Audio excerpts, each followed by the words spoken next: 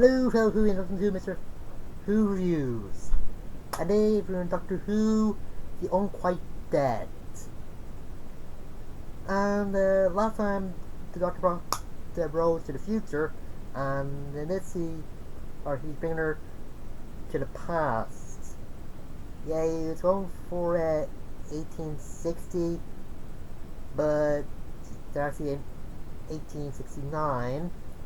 And in Cardiff, I forget the actual place they're supposed to be. I'm not giving it you. This Christmas Eve, and the doctors had Rose get into the right clothes for this time period.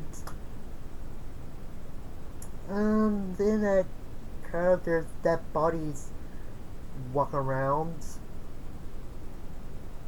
One old lady that's possessed is going to see Charles Dickens, who is just a very tired man in this adaptation, just feeling like his imagination has run dry and he's having family problems and just alone during Christmas Eve. And I do kind of like the actors reading of Christmas Carol, just go to understand why they picked him to play Dickens. And the coroner and his servant girl had to find the old woman, and wrote this spot him in the put in a carrot, and the coroner named Mr. Smead just ducks Rose out, and the coroner heard as he had a feel up. Ugh, I don't know either, but I do kind of like when the doctor realized who he's talking after he took Dixon's carriage. He goes, "Oh, fanboy." Yeah, it's good, and I do kind of like that when the doctor tells Dickens that his 19-year-old friend is in danger. That's when he gets serious and does stop the doctor from talking about his own books. Just obviously he does have a good moral compass at times. And Mr. Speed actually leaves Rose in the part of the coroner's house where the dead bodies are. And did they attack her? Well, they did, but the doctor actually saves her.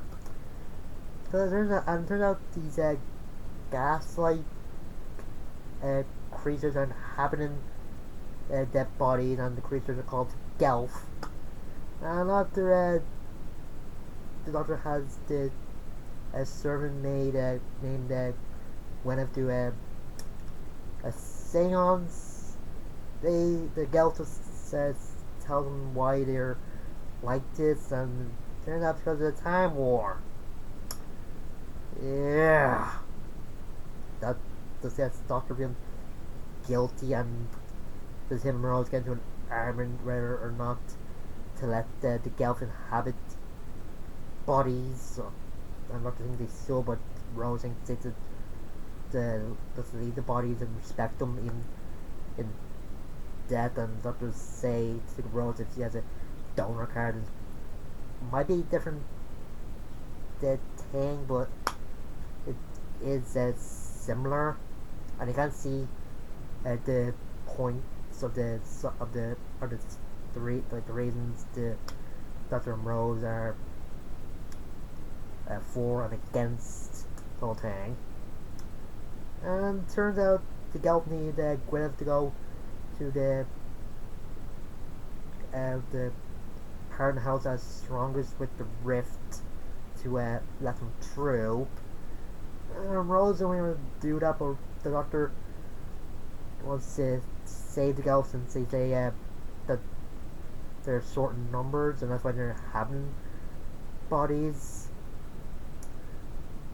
And Gwyneth's just all for it, even though that Rose uh, doesn't want her to do it, and probably sees in Rose's mind that she thinks she's stupid. Oh yeah, Throughout Gwyneth has a psychic ability, and that's how she and Mr. Smeed, or yeah, found Odom. And you know all the tricks into Gelf have more of a fiery monster form. And with uh, Shakespeare being overwhelmed by everything as he runs off from the Doctor and Rowe when they're about to be attacked by the Gelf having more dead bodies. But turns out his run was a good thing since he finds out he turns gas up, he can get the Gelf out of the bodies, and in order to close Drift, Gwyneth has to sacrifice himself by lighting a match and just blowing up the whole place. And Doctor does feel guilty, even though he said he'll do it, but he still let Gwyneth do it. But and I do kind of like the last scene in this with the Saker saying that his viewing world is now open, and his experience with the Doctor makes him want to remend or fix things with his family, and just study a bit more on the cob and that, and that's put in the blue ghost in his book. But Doctor does tell Rose that when it turns 1870, Dickens is gonna die, so you'll never get the book printed. But to leave Dickens on a happy note when he sees the TARDIS going off, and yeah, he's a new man actually wishing everybody a happy Christmas and actually saying God bless us, everyone in it at the end. So, and this is a good episode, and like I say, you can see the points that the Doctor and Rose have on what should be done. And I do like Dickinson's character, or the character development, or character change. And at first he was not believing that there's actually ghosts, since he's seen stuff like fake exorcisms or fake hauntings a lot of times, and actually disproving them, since he's more of a scientific mind than the supernatural. And I do kind of like they said what is Shakespeare at one point. And like I said before, I love the fact that the Doctor actually fanboys in front of him. That's good.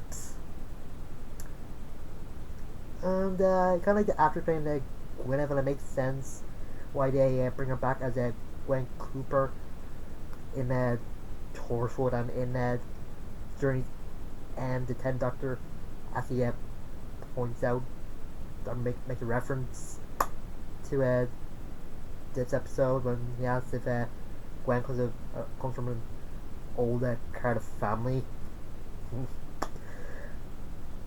I think the design of the Gelf was pretty good. Like at first it seemed like childlike creatures are in pain, but then turn into violent monsters when they get what they want. And the part with the Doctor and Rose talking when they think they're gonna die was pretty good, with the Doctor's apologizing to Roger, bringing her to this time and just to get her killed and that. And just the part with Rose and Gwyneth kind of bonded by the talking about boys and what they do in school, and that, and the Bad Wolf reference in this. I don't know if it's the first one or there's one in Rose or the end of the world. I didn't really see one. And Mr.